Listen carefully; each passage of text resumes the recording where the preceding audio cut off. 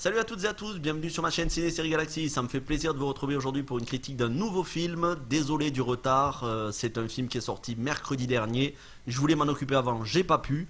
Donc, Black Christmas, petit film d'horreur. On peut dire que c'est plutôt un thriller qu'un film d'horreur.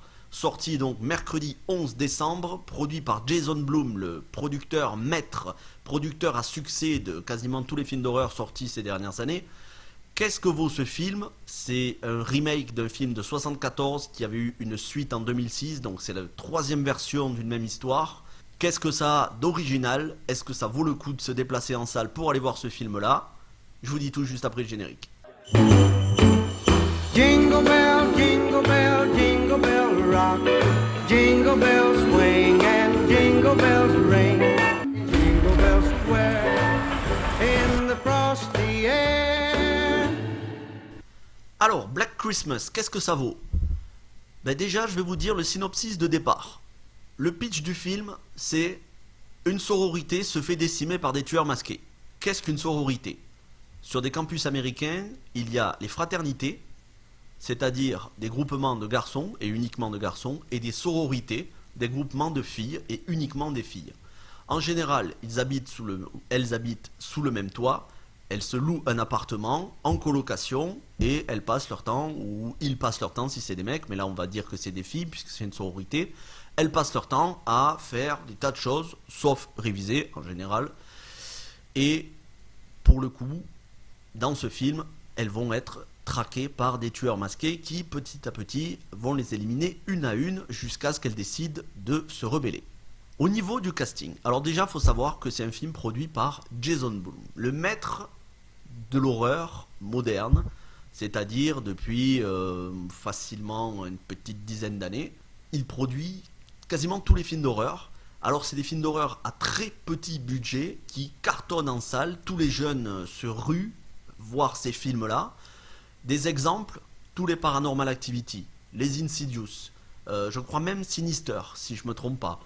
Récemment, les Happy Birthday, il y a eu Action ou Vérité, il y a eu tous les American Nightmare. Alors, il y a eu des films un peu plus intelligents comme Get Out de Jordan Peele, qui a décroché l'Oscar, l'Oscar du meilleur scénario, si je ne me trompe pas. Il y a eu aussi 3 films de Shyamalan, The Visit, Split et Glass, donc ces 3 derniers films, et tout un paquet de films qui vont arriver en 2020. Donc, il y a aussi les Halloween, j'ai oublié de le dire, les Halloween, les nouveaux versions de David Gordon Green, Halloween 2018, suivi de Halloween Kills l'année prochaine et Halloween Ends en 2021. Donc en gros, tout ce qu'il touche, il le transforme en or, puisque très petit budget, un max de bénéfices.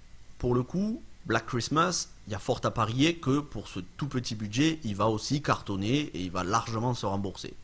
Qui a réalisé le film? Il s'agit d'une femme, Sofia Takal, une femme de la trentaine, donc une jeune femme. C'est son premier film qu'elle réalise. Avant ça, elle a été actrice dans des petits films d'horreur comme VHS. Mais bon, voilà, on va dire que c'est une inconnue. Qui est-ce qu'il y a au casting? Alors, parmi les innombrables filles, puisqu'il y a quasiment que des filles au casting, on trouve en personnage principal Imogen Poots. Et Imogen Poots, c'est une très bonne actrice. Imogen Poots, en 3 films, c'est Need for Speed. Alors certes, certains diront que c'est pas un grand film, mais elle jouait très bien, l'adaptation du jeu vidéo avec Aaron Paul.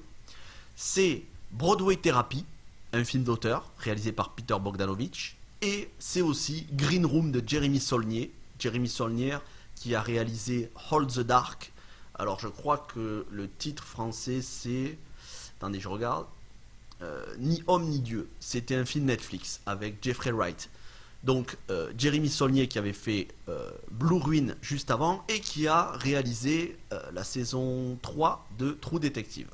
Donc un super réalisateur, il avait réalisé Green Room, un film d'horreur. Alors c'était un film d'horreur plutôt survival, avec le regretté Anton Yelchin qui a joué dans les Star Trek et Terminator Renaissance. Donc c'est une très bonne actrice, elle sait choisir ses projets. Et vous la verrez très probablement dans plein d'autres films dans les années à venir, parce que pour le coup, elle joue plutôt bien. Elle porte le film sur ses épaules. Très clairement, elle porte le film sur ses épaules, puisque toutes les autres actrices sont soit des potiches, soit horripilantes. mais j'y reviendrai dans le scénario. Pour le coup, les quelques hommes qu'il y a, puisque c'est un film extrêmement féministe, mais ça j'y reviendrai dans quelques minutes, parmi les quelques hommes qu'il y a, on peut retenir la présence de Cary Elwes. Cary Elwes qui jouait dans la série X-Files, ou récemment on l'a vu dans Stranger Things. Alors il a joué dans plein de films, mais je vais pas vous en faire sa filmographie, vous allez sur Allociné, vous regarderez. Il avait joué dans Princess Bride, c'était il y a très longtemps. Bref, Cary Elwes, un plutôt bon acteur qui est malheureusement sous-exploité, qui reste dans des petits films pas très connus. Mais bon voilà, X-Files et Stranger Things, deux séries dans lesquelles il a joué. Au niveau du casting, en dehors de Imogen Poots et Cary Elwes, franchement ça vole pas très haut. C'est oubliable. C'est des acteurs inconnus qui, bon, c'est pas leur faute s'ils sont inconnus, mais qui jouent plutôt mal, voire très mal. Des actrices qui jouent très mal. La réalisatrice, c'est basique, c'est très très basique le travail qu'elle fournit. N'importe quel yes man d'Hollywood aurait pu faire pareil, n'importe quel réalisateur un minimum talentueux. Je dénigre pas, c'est pas parce que c'est une femme, ne vous inquiétez pas. C'est juste que c'est pas top, voilà, c'est pas terrible, c'est oubliable. Sitôt vu, sitôt oublié. Il n'y a aucune musique marquante, il n'y a aucun plan de caméra marquant, il n'y a aucun angle de vue, aucun suspense dans le rythme, dans la mise en scène. C'est basique, c'est le minimum syndical. Le seul mérite de la réalisatrice, c'est qu'elle a écrit son scénario elle-même. Ceci dit, est-ce vraiment un mérite? Et là, on va en venir au scénario. Alors, très clairement, je vous le dis, si comme moi, vous n'êtes pas spécialement féministe et que les discours de femmes enragées que l'on voit sans cesse sur BFM TV, CNews, etc., si ça vous insupporte, n'allez pas voir le film. Parce que, très clairement, le propos du film, c'est tous les hommes sont des porcs, tous les hommes sont des violeurs, tous les hommes sont des misogynes, sexistes, machos, tout ce que vous voulez. Toutes les filles sont innocentes, toutes les filles sont des victimes, elles doivent se défendre, quitte à flinguer les mecs un par un. En gros, c'est un film extrêmement engagé. Il n'y a pas de demi-mesure. Je vais vous donner un exemple. C'est une scène. Parce que oui, les tueurs, ce sont des hommes qui se déguisent pour se venger parce qu'ils se sentent menacés dans leur virilité. Et donc, à un moment donné, il y a le petit copain, le petit ami d'une de ses filles, qui leur dit à toutes, arrêtez sans arrêt d'humilier les mecs parce que vous tombez sur des psychopathes, ça les chauffe, ils s'énervent et après, voilà ce qui arrive. Donc arrêtez de tous nous assimiler à des violeurs, des porcs, etc., des misogynes. On n'est pas tous comme ça. Et même si leur comportement à ces mecs qui vous poursuivent n'est pas excusable, ça peut en rebuter certains et ça peut vous les mettre à dos. Ce qui est un discours raisonnable. La réaction de sa copine, c'est de le foutre dehors. Elle lui dit dégage. T'es un incapable, t'es comme les autres, t'es un mec, tu sers à rien, etc. Voilà. C'est-à-dire que la réalisatrice, elle fait pas dans la demi-mesure. C'est tous les hommes sont mauvais, toutes les filles sont bien, tous les hommes sont des misogynes, toutes les filles sont des victimes. Et si t'es pas content, c'est pareil. Voilà. Bon, écoutez, une fois qu'on a vu ça, je pense que n'importe qui de sensé, bien évidemment, va se dire que ce message ne sert à rien, il est plus... c'est contre-productif, parce que moi personnellement, bien évidemment, je suis contre les viols, je suis contre les violences faites aux femmes, mais cette manière de s'insurger en accusant toujours les mecs de tous les maux, voilà, c'est pas la solution non plus. Et le film, c'est très clairement du militantisme politique, sous un vernis de petits films d'horreur qui ne fait pas peur d'ailleurs, c'est quasiment tout public.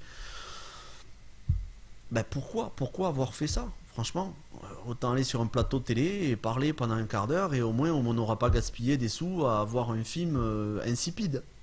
Alors, comme je disais, j'ai déjà vu pire au cinéma. Terminator Dark Fate par exemple. Là aussi, le message féministe est nauséabond. Pour le coup, là ça m'a plus énervé parce que Terminator Dark Fate, j'en attendais beaucoup. Je vais mettre la moyenne, voilà. Je vais pas descendre le film en raison de son propos féministe. Mais je vais pas mettre plus que la moyenne. 2,5 sur 5, largement suffisant. Peut-être même moins, mais voilà, 2,5 sur 5 parce que je suis quelqu'un de clément. Je vais vous recommander des films qui se passent à Noël, en campus universitaire, et des films d'horreur qui pour le coup valent plus la peine.